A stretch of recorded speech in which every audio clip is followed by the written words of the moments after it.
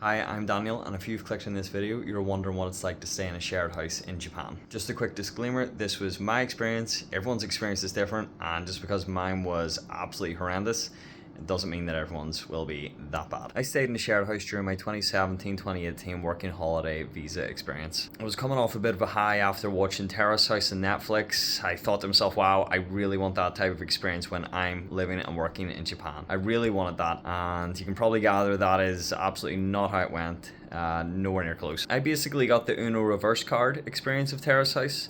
So it was not great. It felt like being banished to the Shadow Realm by Yugi Flipmoto. So let's get started and go down memory lane of approximately 8 years ago. Prior to going to Japan on my working holiday visa, I got a job introduced to me from a friend that was also living in Japan. A friend of mine vouched for me, and during the summer of 2017 when I was actually holidaying in Japan, I was fortunate enough to attend an interview. Long story short, I got the job, awesome, and had to really hit the fast forward button to get my life in order to get back to Japan as soon as possible. I researched a few shared house companies and kind of landed on one that felt the best fit for me. It was one that was near Ishikawa station. It was about, I think, 2 stops away. So yeah, it was very conveniently located and was great in order for me to get to my new workplace. The shared house that I was staying in had 2 types of room.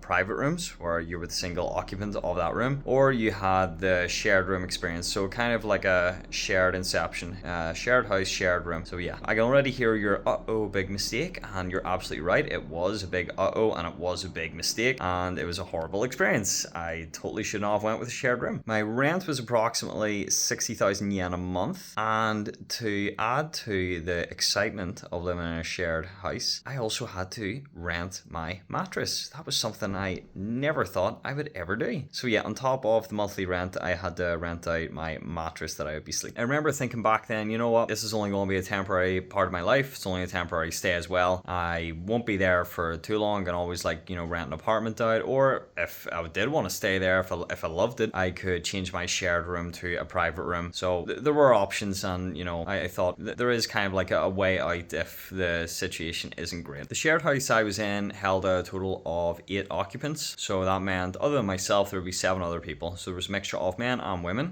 We were all within our 20s and early 30s. Back then I was about 24, 25 years old, and yeah, we were from different backgrounds. So you had Americans, you had Europeans, and you also had Japanese. The really cool part about staying in the shared house was how everyone basically did not like each other at all. There weren't really any introductions or small talk or pleasantries. It was just kind of like one channel, which was ignore everyone around you. I'm the type of guy that likes to talk. I can kind of talk with anyone and get along with anyone. I like getting to know people. So yeah, that was kind of a challenge for me, that everyone was kind of cold. Didn't really like that. My roommate, as in the guy I was sharing the room with, he was a Japanese guy. He spoke no English, and my Japanese back then was kind of meh. So it's a lot better now, but back then, it was alright. It was okay. Not brilliant, not great, but okay. My roommate, he was actually a very interesting guy. I really got to know him a lot. Some would say actually far too well, because at night he would do a wee bit of solo leveling, if you know what I mean. So a wee bit of nighttime solo leveling. So that was not nice. Didn't like getting to know him that much, so that led to a very quick conversation where that nighttime solo leveling did not happen again. Quick plot twist, he just moved that to the shower. Moving on from that, in the shared house we had a schedule of chores that we all individually had to do, and we rotated each week. So on paper it all seemed very fair and also organized as well, but not everyone did their chores or did them great. So that's where problems kind of started to arise. The house overall was quite dirty, be dust everywhere, lint everywhere.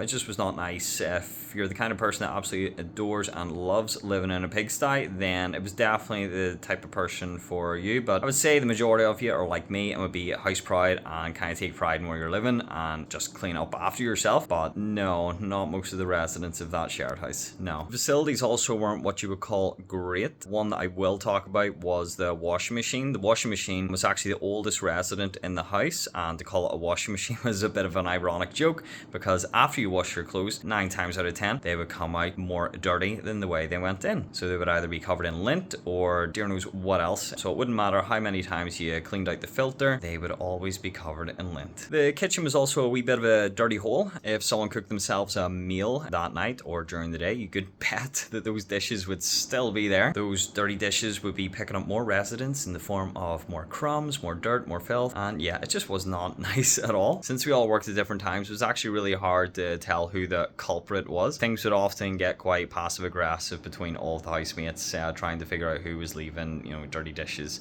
in the sink. Chances are it probably wasn't the same person all the time, but yeah, it really was not nice having to clean someone else's dirty dishes. As mentioned before, no one really spoke to each other. There wasn't much of a friendship there at all. I'm the type of person that can talk away to anyone. I enjoy talking, I enjoy getting to know people, and in that type of situation, I would always try small talk, but even me, I started to give up. I started to not give a crap anymore, and it would be commonplace for like maybe 2, 3, maybe even 4 of us to be in the same room and not even really say much of a word to each other. So yeah, it was kind of just a wee bit of a hostile atmosphere. It just was not nice. Maybe those people were all very nice outside of the shared house, but once they crossed over that threshold into the shared house, I don't know, maybe they just lost all of their manners, just like that. Who knows? Anyway, I've talked extensively about the bad, but it wasn't all bad. The location was actually really good. That was one of the main things that kind of drew me to that shared house. The location was absolutely fantastic. It did have a local train station nearby, about a 2-minute walk, and then that train station would take you to Ishikawa station within like about 2 stops. So if you've been to Japan, you just know how important it is to be near like a major big station.